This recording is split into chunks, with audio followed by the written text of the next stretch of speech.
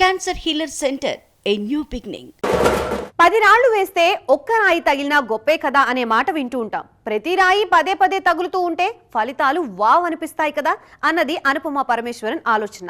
Last year ఆమె 3 రాళ్లు విసిరితే ఒక్కటే తగిలింది. ఈ ఏడాది ఆల్రెడీ ఒకటి సక్సెస్ అయింది. మిగిలిన వాటి సంగతేంటి? లాస్ట్ ఇయర్ టిల్లు స్క్వేర్ తో దుమ్ము రేపేశారు అనుపమ పరమేశ్వరన్.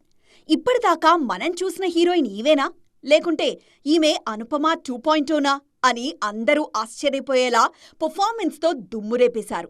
ఇప్పుడు అదే జోరును డ్రాగన్ తో కంటిన్యూ చేశారు. తమిళ సినిమా డ్రాగన్ మన దగ్గర కూడా కలెక్షన్లు కొల్లగొట్టేసింది. అనుపమ క్యారెక్టర్ కి మరోసారి ఫిదా అయ్యారు మన జనాలు. 2025లో పర్ఫెక్ట్ బోణి పడింది. ఇక తిరిగి చూసుకోవాల్సిన అవసరం లేదంటున్నారు అనుపమ. నెక్స్ట్ లిస్ట్లో ఉన్న ఆమె సినిమాల్లో పరదా మీద చాలా పెద్ద ఎక్స్పెక్టేషన్స్ ఉన్నాయి.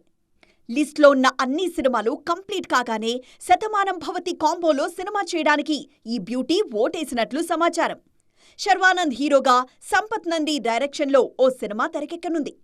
ఆల్రెడీ ఈ సినిమాకు సంబంధించి ప్రీ ప్రొడక్షన్ వర్క్ స్టార్ట్ అయింది. సంపత్ నంది చెప్పిన కథ నచ్చడంతో శర్వానంద్తో నటించడానికి అనుపమ ఓకే చెప్పేశారట.